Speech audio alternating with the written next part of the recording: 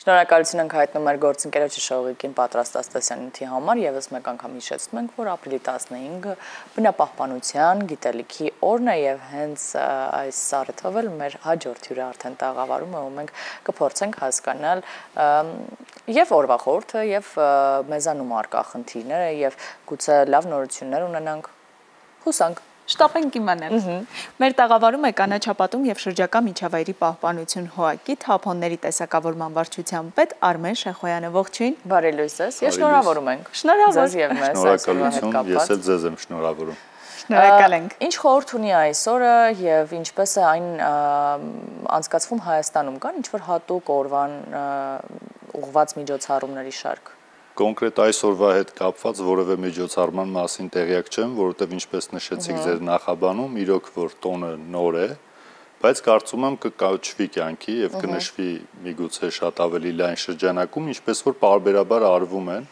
շաբաթօրյակներ են տեղի ունենում տարբեր կազմակերպությունների կողմից եւ հասարակական եւ բնապահպանական, որոնք եւ սերտ համագործակցում են մեր կազմակերպության հետ կոնկրետ թափոնների տեսակավորման վարչության հետ, որպեսզի շաբաթօրյակի ընթացքում հավաքվող թափոնները նաև տեսակավորվեն տեղում եւ որը որ հնարավոր է հանձնել վերամշակման, գնա վերամշակողի մոտ եւ ոչ թե աղբավայր։ Սա շատ կարևոր նաև մշակույթ է մեզ մոտ փոխել, սկսած գունավոր աղբամաններից, որոնք հայտնվեցին մեր շրջակա միջավայրում, նաև այդ մշակույթը տանը, երբ տանն էլ կարելի է նույնիսկ ունենալով մեկ աղբաման, միևնույնն է աղբը տեսակավորել։ Ինչ է տալիս սա մեզ, աղբի տեսակավորումը, որովհետև երբեմն ասում ենք, դե լավ, հիմա ինչ տարբերություն, ապակին, ստվարաթուղթը եւ պլաստիկը մեկ տոպրակով կգցենք մեկ աղբամանի մեջ։ Ինչպես է բարդացնում աշխատանքը եւ տեսակավորելու դեպքում ինչ օգուտներ ենք ունենում։ Շատ է բարդացնում, որովհետեւ ինչպես նշեցիք արդեն 20 թվականից Տեղադիրևան քաղաքը, Երևանի քաղաքապետարանը նախաձեռնել է տեսակավորման մշակույթը եւ տեղադրել է գունավոր արկղերը, որպեսզի մարդիկ հնարավորություն ունեն տեսակավորելու իրենց թափոնները խառը վիճակում չհայտնվեն աղբավայրում եւ այնտեղ վառվեն, այրվեն, արտանետումներ ունենան, որը որ հենց այսօրվա հետ կապված շեշտվում է, որ շատ վնասակար է եւ բոլորին պետք է իրազեկված լինեն, թե ինչքան աղետալի է եւ ինչքան վնաս է մարդկությանը։ Երբ որ դրանք խառնեն այնց նաեւ սննդային թափոններով, ել ավելի վատ է, որովհետեւ մեր աշխատակիցները գոնե ձեր նշած թուղթը, պլաստիկը, ապակին կարող են միմյանցից զատել, այդպես էլ հարմարեցված են հիմա մեր կոնտեյներները, որ տեղադրված են Երևան քաղաքում,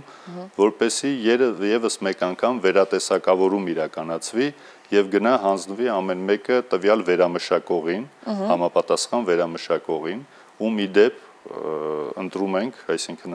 աճուրդի միջոցով մրցույթ է հայտարարվում եւ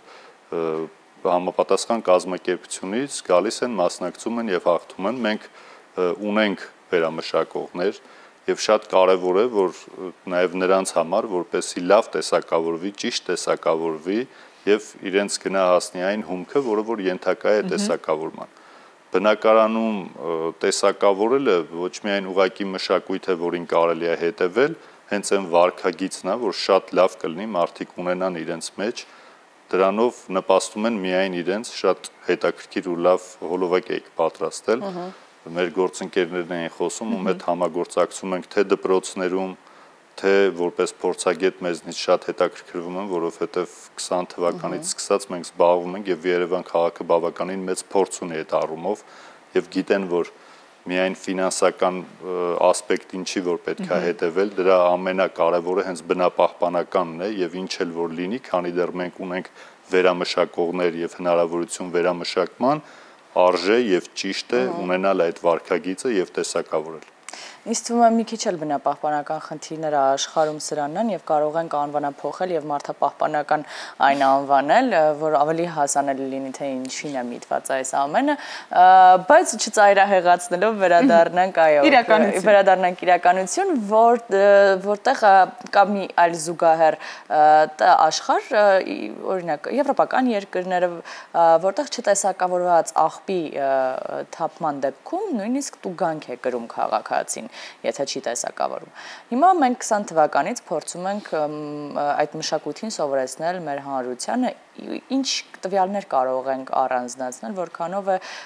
իսկապես հասարակությունը նկատելի փոփոխություն կրում այս մշակույթի ներմուծման հետևանքով եւ որքանով են այդ թափոնների վերամշակող ընկերությունները կարողանում իսկապես օգուտ ունենալ։ Թափոնները վերամշակող ընկերությունները, եթե վերջից սկսեմ, բավականին ծանր վիճակում են հայտնվում պարբերաբար, իրենց անունից էլ խոսենք, որպեսզի իրենց դերը կարևոր է, պետք է ասվի, ինչ առումով, որովհետև նույն պլաստիկի վերամշակումը առավել շատ վատ վիճակում է գտնվում, մեզ մոտ ձեռնտու բիզնես չի համարվում իրենց համար,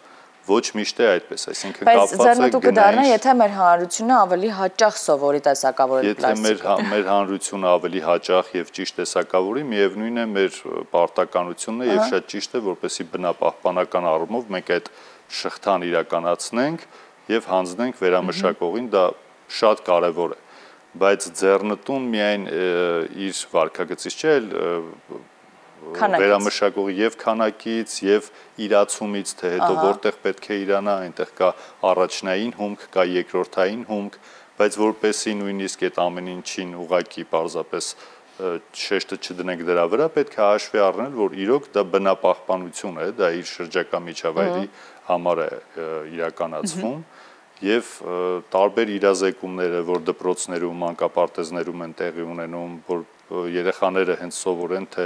որ գույնի կոնտեյները որի համար է նախատեսված, իրենց դպրոցում տեղադրված է եւ բակային տարածքում էլ տեսնելով իրենց ծնողներին էլ կարողանան ասել, որ սա օրինակ կարելի է տեսակավորել, իմանան, որ իրոք այդ փրփրապլաստ ասած, այդ պենոպլաստ ասածը դա պլաստիկի հետ կապ չունի, այնպես ինչպես որ կարող էր վերամշակվել մի այլ ջրի տարա, որը որ շատ կարևոր է տեսակավորել, նման վարքագծով շղթա է ձևակերպվում, որ հենց խոսում ենք, որ կարելի է մարդապահպանություն համարել, ինչպես ասացիք, իրոք կա այդ բնապահպանական ոտնահետք ասածը, որ հենց մարդու գործոնն է կարևոր, թե ինչպես վարվեց, այնպես էլ ինքը կունենա, այնպիսի միջավայրում էլ կապրի, թե ինքը, թե իր շրջապատը։ Եթե որևէ հարց մոռացա, ներողություն սկզբում հնչած կարող եք ասել։ Ուզում եմ նաև հասկանալ, որքանով է հասարակությունը արդեն հասարակությունը այսքան տարիների ընթացքում մենք իրոք զգում ենք իրենց փոփոխությունը վարքագծի մեջ,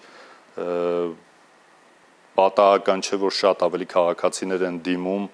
մեզ նոր կոնտեյներ տեղադրելու համար, բայց մեր կազմակերպությունը Երևան քաղաքը իր հնարավորությունների սահմանում է այդ ամեն ինչը տեղադրում եւ ինչպես սկզբում հարց տվեցիք հենց Եվրոպայում քաղաքներում, որ գործում է օրենք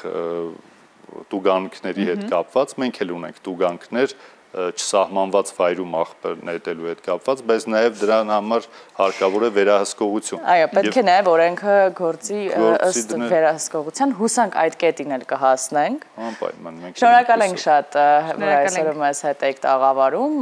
պետք է հաջողությունը մաղթենք ձեր գործունեությանը, որովհետև այն ամենակարևորներից մեկն է թերևս, ինչքան էլ որ երիտասարդը այս օրվա միջազգային սահմանումը։ Մենք շարունակում ենք եթերը, ձեզ օրվա լավ շարունակություն, իսկ մենք արդեն մոտենում ենք մեր եթերաժամի ավարտին։ Բայց առաջարկում եմ փոքրիկ դադարից հետո կրկին վերադառնալ, նոր ասել հաջողություն։